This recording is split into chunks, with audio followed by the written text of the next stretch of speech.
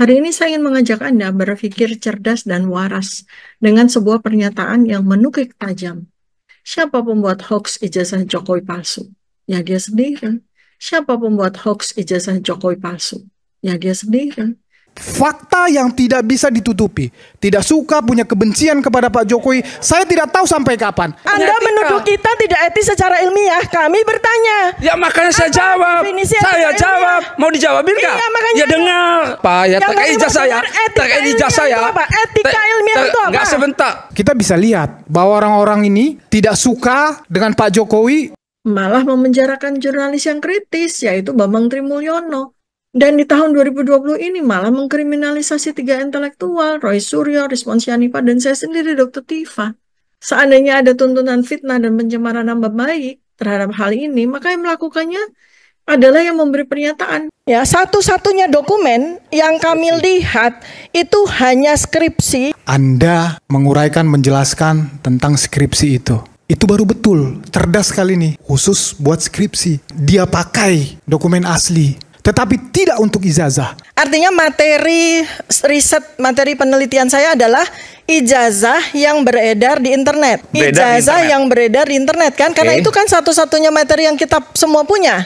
Silahkan dengan kemampuan keahlian Anda, digital forensik atau apapun itu kebebasan Anda, itu hak Anda untuk berekspresi, menyatakan pendapat. Tetapi jangan melanggar hak orang lain, jangan menyerang kehormatan orang lain, jangan memfitnah orang lain, jangan mendiskreditkan orang lain. Saya ingin memberikan klarifikasi atas berita kematian abang kandung saya di hari Jumat dini hari.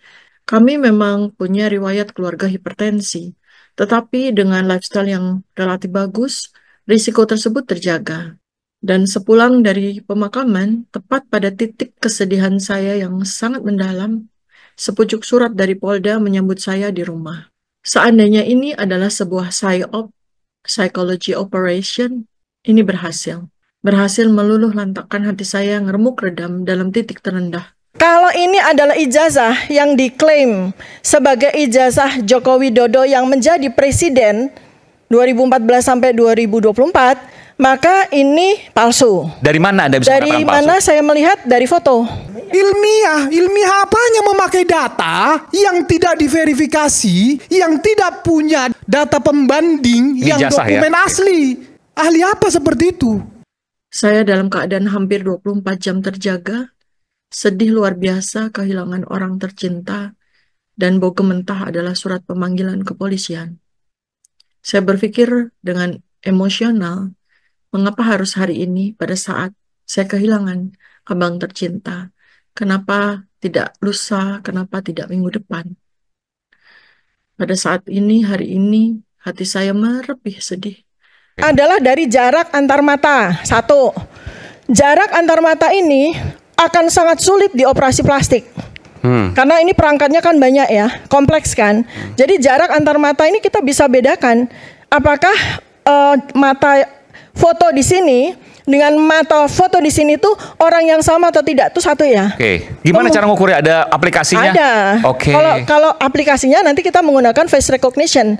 Saya hanya heran, ribuan ilmuwan, para petugas penegak kebenaran yang diberikan Allah otak cerdas dan ilmu, mengapa hanya kami bertiga, Roy Suryo, Rizwan Syanipa, dan saya Tifa, yang berani bersuara? Kemana kalian, para ilmuwan yang lain? Para ilmuwan dari 3.277 universitas lain di seluruh Indonesia. Jangan diam jika kebenaran diusik. Kemudian yang kedua, ini materi utama saya karena saya sebagai dokter yang memang menekuni anatomi gitu ya. Assalamualaikum warahmatullahi wabarakatuh. Jumpa lagi dengan kami di channel Nafas Pembaharuan. Para sahabat sekalian, kali ini kita akan mengulas seorang dokter yang kini telah berubah menjadi analis politik. Ya, siapa lagi kalau bukan Dr. Tifauzia Tiasuma, atau yang biasa akrab dipanggil dengan Dr. Tifa. Atau buat kita ya, kalau bukan dari pecinta dokter ini ya cukup panggil Tifa saja. Orang ini asalnya adalah dokter, tapi kini menjadi dukun konspirasi. Dulu Tifa mungkin dihormati, mungkin sebagai pakar kesehatan. Tapi kini orang ini lebih sering muncul sebagai juru kampanye teori konspirasi. Dia menyebut Jokowi tidak kuliah di UGM. Tetapi ketika ditunjukkan bukti fisik, arsip UGM, saksi dosen, alumni, bahkan rektor yang masih hidup, Tifa malah balik menuduh. Semuanya ikut menutupi. Tifa menuduh semuanya berkonspirasi. Pola pikirnya mirip Kurt Leder. Hanya dia yang benar. Semua yang membantah pasti bagian dari konspirasi. Ini sih bukan intelektualisme. Ini adalah halusinasi intelektual. Makanya dokter ini selalu memegang filosofi Salafi, semuanya salah Jokowi. Atau kalau boleh dibilang dia termasuk ke dalam orang yang terkena sindrom Jokowi fobia. Sangat fobia sekali bila mendengar nama Jokowi ya para sahabat sekalian. Tadi sudah kita lihat bersama dalam cuplikan bagaimana Tifa ini di dalam sebuah perdebatan menjadi bulan-bulanan dari tadi kalau tidak salah itu Alex Fredia dari Projo yang menskakmat bahwa Tifa dan konco-konconya terutama Roy Suryo dan Resmond Sianifar yang menganalisa ijazah Bapak Jokowi tetapi hanya dari foto screenshot. Dan itu sudah kita ulas tadi dari Roy Suryo ya. Dan kali ini kita akan lebih fokus untuk mengulas bagaimana prinsip atau filosofi yang dipahami oleh Tifa ini yang terjangkit Jokowi fobia dengan prinsip Salafi. Bahkan ketika kakak kandungnya yang wafat beberapa hari kemarin, dia bahkan terkesan itu menyalahkan Bapak Jokowi ya. Kita lihat di situ tadi Tifa menyebutkan soal psyop atau psychological operation. Dan kita bisa menyimpulkan bahwa apa yang dimaksud dengan Tifa dengan ketika katanya mengklarifikasi pemberitaan mengenai wafatnya kakaknya, tetapi kenapa dia masih menyinggung-nyinggung soal kakaknya di dalam tadi videonya ada, dan nanti kita akan ulas lebih mendalam. Kita akan berkunjung ke Twitternya yang juga dicuitkan hal yang sama. Kita lihat sebentar tadi yang fokusnya. Relatif bagus, risiko tersebut terjaga. Dan sepulang dari pemakaman, tepat pada titik kesedihan saya yang sangat kematian abang kandung saya di hari Jumat dini hari, kami memang punya riwayat keluarga hipertensi. Tetapi dengan lifestyle yang relatif bagus, risiko tersebut terjaga. Ini dia seakan-akan berusaha menggiring bahwa kakaknya ini sebenarnya itu kalau tidak dikatakan mencurigakan ya dari pihak Tifa sendiri ya. Orang ini keterlaluan sekali bagaimana dia menghadapi musibah yang menimpa dirinya dan keluarga kakaknya. Tetapi justru memanfaatkannya untuk mempolitisasi. Kita simak ini yang pentingnya di sini. Di pemakaman, tepat pada titik kesedihan saya yang sangat mendalam, sepucuk surat dari Polda menyambut saya di rumah. Seandainya ini adalah sebuah psyop, psychology operation, ini berhasil.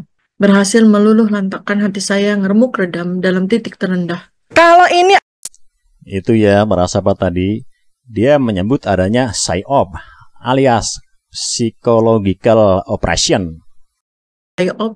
Psychology operation ini berhasil meluluh lantakkan hati saya. Oke, sekedar untuk menambah wawasan kita bersama apa yang dimaksud dengan PSYOP yang diungkapkan oleh Tifa ini. PSYOP atau Psychological Operation adalah operasi yang dirancang untuk mempengaruhi pikiran, emosi, dan perilaku suatu kelompok atau individu dengan tujuan tertentu. Ini sering digunakan dalam konteks militer, tetapi juga dapat diaplikasikan dalam berbagai bidang, seperti politik dan pemasaran. PSYOP bertujuan untuk menyampaikan pesan tertentu kepada target audiens untuk menciptakan efek psikologis yang diinginkan, seperti perubahan sikap, kepercayaan, atau perilaku. PSYOP menggunakan berbagai metode, seperti propaganda, informasi yang disebarkan melalui media, dan tindakan yang dirancang untuk menciptakan efek psikologis tertentu. PSYOP sering digunakan dalam operasi militer untuk mendukung tujuan militer, seperti memenangkan hati dan pikiran penduduk lokal, membuat musuh ragu atau mengganggu operasi musuh.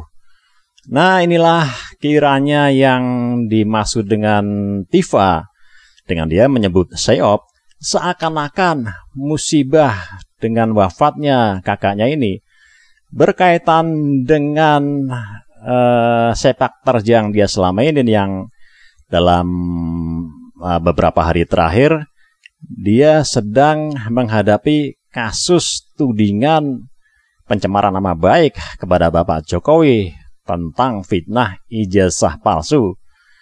Dan ini seolah-olah Tifa ingin menuding bahwa memang tidak secara implisit tapi secara tersirat dia dengan pengungkapan PSYOP ini, Psychological Operation ini, dia seakan-akan menuduh ini adalah tindakan di luar dia yang tujuannya adalah untuk membuat mental dari Tifa ini kendur. Siapa lagi kalau yang bermaksud, siapa lagi kalau bukan yang dimaksud oleh Tifa ini adalah dari pihak Bapak Jokowi. Lagi-lagi ini adalah sindroma Jokowi fobia yang ditunjukkan oleh para pembenci Jokowi. Jadi apa-apa salah Jokowi, bahkan urusan rumah tangganya pun mungkin kalau ada sesuatu kesalahan, musibah yang menimpa, maka Jokowi yang pasti disalahkan. Nah, para sahabat sekalian, dalam waktu hari yang sama, Tifa mencuitkan persis seperti cuplikan dari video di channelnya ini. Dia mencuitkan di akun X, di mana di sini juga dia menyebutkan secara terang benderang bahwa musibah yang menimpa kakaknya itu ada PSYOP alias Psychological Operation. Kita tengok sebentar ke akun Twitternya Tifa ya, para sahabat sekalian. Nah, ini akun Twitter dari Dr. Tifa yang mencuitkan mengenai musibah yang menimpa kakaknya dengan wafatnya kakaknya itu ya. Sebenarnya tweetannya ini terlalu panjang, jadi kita akan persingkat poin-poin pentingnya. Dia dimulai dengan kata mati dan hidup di tangan Allah, sebagaimana yang ia sampaikan dalam Quran surat Al-Jumu'ah ayat 8. Katakanlah, sesungguhnya kematian yang kamu lari darinya pasti akan menemuimu. Kamu kemudian akan dikembalikan kepada yang maha mengetahui, yang gaib dan yang nyata. Lalu dia beritakan kepadamu apa yang selama ini kamu kerjakan. Ini ringkasnya itu seperti cuplikan tadi ya. Dia menjelaskan bagaimana kronologi kematian kakaknya. Saya rasa kita lewat saja ya. Ini hari Kamis 8 Mei 2025. Beliau akan menunaikan ibadah sholat asar. Tiba-tiba pada rakaat pertama beliau jatuh. Hanya dalam beberapa menit. Rumah sakit responsif. Dari hasil CT scan bagus, tidak ada pendarahan otak maupun penyumbatan. Rekam jantung juga bagus. Tapi faktanya kakak saya kehilangan kesadaran. Terus kronologinya, berat badan ideal, tinggi badan 180, 85. Faktor resiko stroke minimal. Kami punya riwayat hipertensi tetapi dengan lifestyle yang bagus, resiko tersebut terjaga. Ini seolah-olah ingin menegaskan bahwa kakaknya ini orang yang tidak mungkin akan mati mendadak ya. Nah kemudian ini akhirnya ajal menjemput pukul 1 dini hari. Innalillahi wa inna ilaihi rajiun. Dalam hal ini saya bagaimanapun tetap turut berbelasungkawa atas kematian kakak Tifa ya. Semoga arwah beliau di dalam damai, segala amal ibadahnya diterima di sisi Allah Subhanahu wa taala. Dan kita lanjut. Di sini barulah Tifa terlihat mulai mempolitisir tentang musibah ini, di mana dia mencuitkan, di sini ditulis, dan saya pulang ke rumah mendapat surat pemanggilan dari Polda untuk klarifikasi dan menjadi saksi dalam laporan fitnah dan pencemaran nama baik. Laporan dilakukan oleh pejabat tinggi Danantara bernama Joko Widodo. Nah ini dengan menyebut pejabat tinggi Danantara saja, dia sudah mulai mempolitisir peristiwa ini.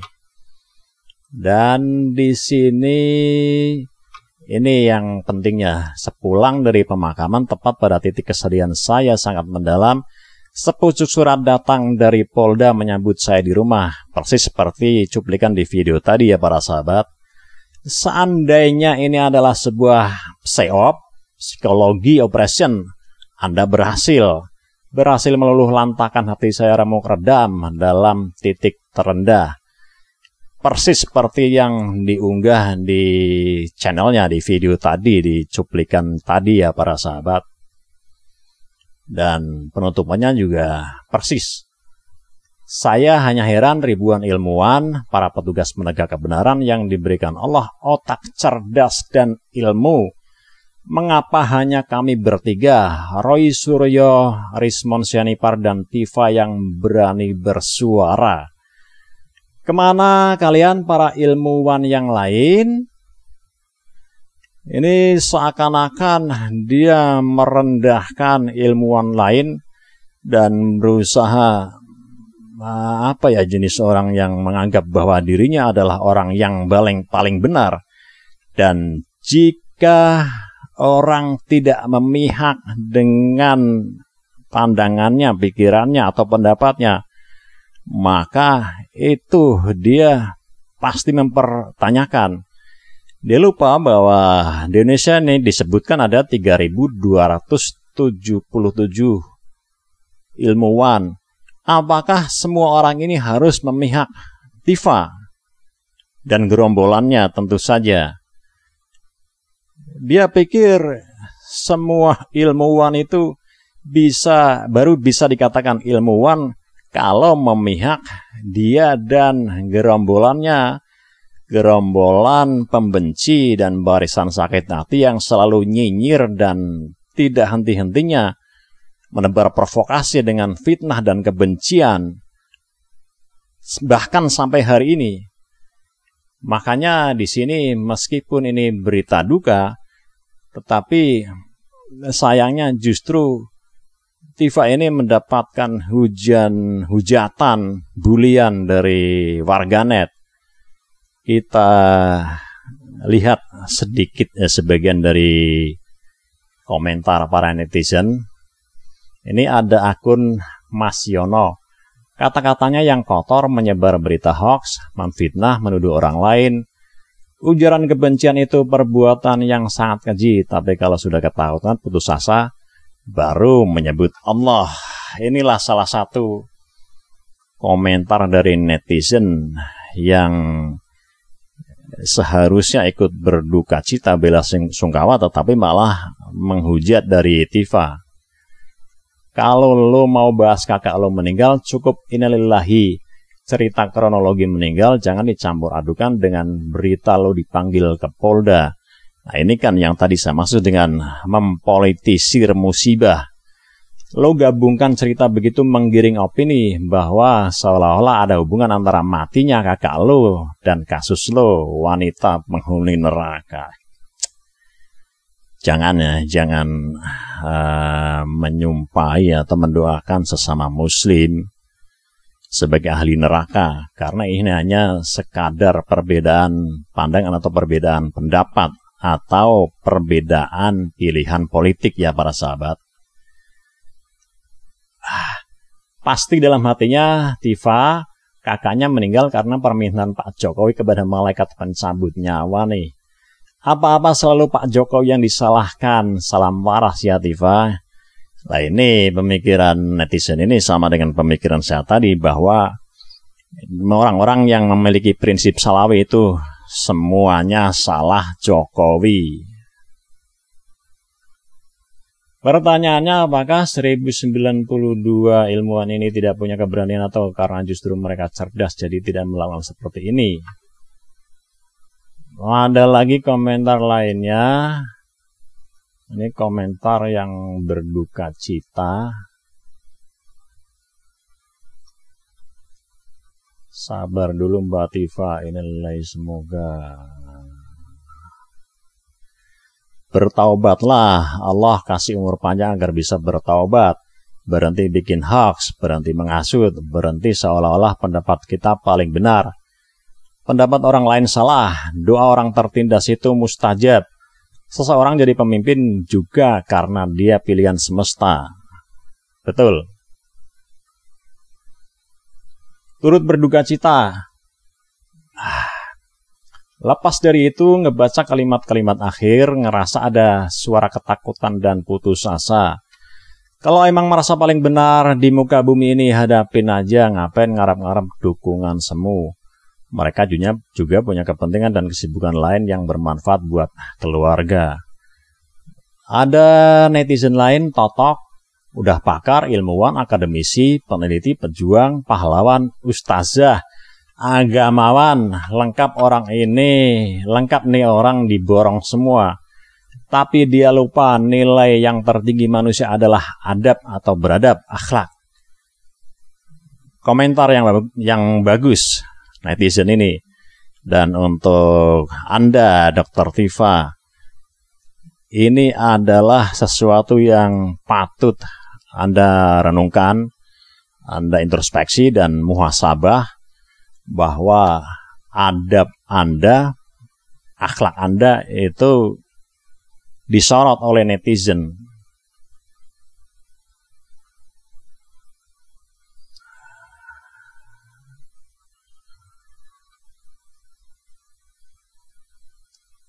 Allah sok beriman banget, giliran mau dipenjara bawa-bawa nama Allah. Udah jangan munafik, Allah ya juga nggak suka sama perilaku kamu. Karena kamu suka fitnah, udah siapin aja.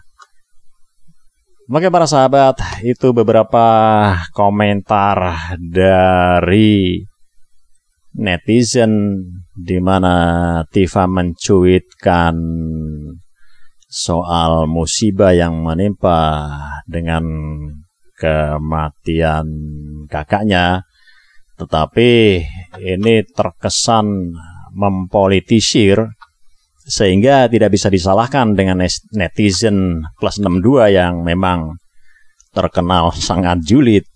Itu meskipun ini berita musibah, tetapi mereka juga masih sempat mengkritik bahkan menghujat Tifa ya. Para sahabat sekalian, ini Tifa ini memang dari dulu adalah pembenci Jokowi yang sangat militan. Dan di channel ini juga saya sudah mengikuti berita orang ini sejak kalau nggak salah 2020 ya, jadi sudah 5 tahunan. Dan beberapa ini video menarik, saya buat cuplikannya.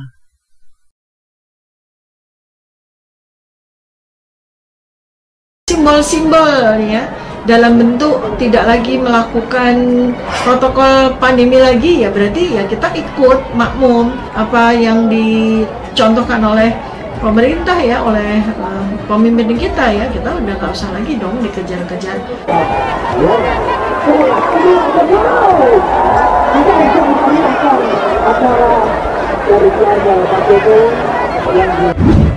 Presiden ini yang sedang memajukan dirinya atau sedang dimajukan, tampak sekali bahwa mereka ingin memantaskan diri. Kemudian tidak perlu juga ya harus dicitrakan, misalnya kayak bukan itu cuma pencitraan, bukan itu cuma pencitraan. Ini adalah komentar Tifa pada saat COVID-19 ketika Jokowi sedang mantu dan dia nyinyir kembali mengkritik dan menuduh bahwa Jokowi ini melakukan pencitraan. Para sahabat, kita bersama tahu bahwa Tifa ini adalah pendukung militan Anies. Tapi sebelumnya ada sesuatu yang menarik bahwa ternyata Tifa ini sebenarnya juga ingin jadi presiden. Itu video sebelum 2024 ya, kalau nggak salah 2022 atau 2023. Dan saya akan perlihatkan cuplikannya, unik dan lucu. Tifa ingin jadi presiden. Ya, kalau saya sih daripada jadi ibu negara mendingan jadi presidennya aja. Daripada jadi ibu negara mendingan jadi presidennya aja. Nggak tanya.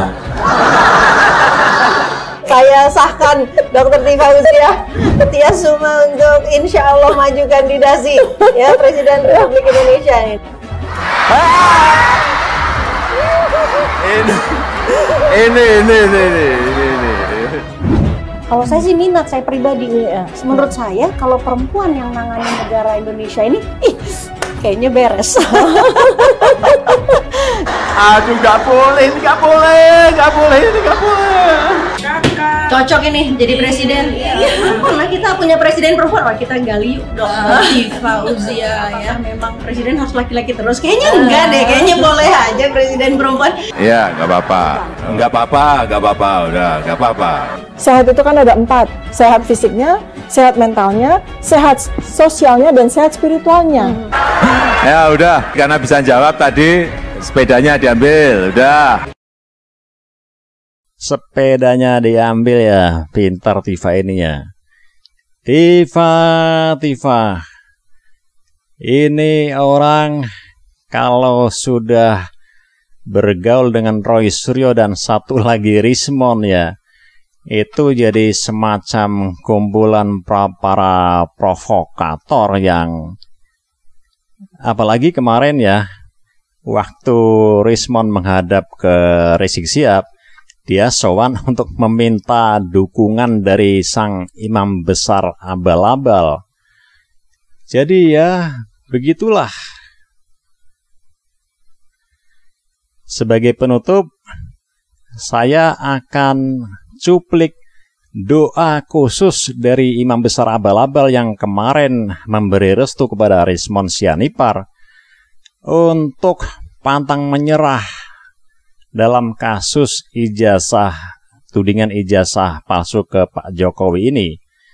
Kita simak cuplikan video dari doa Rizik Syihab ini khusus untuk Dr. Tifa.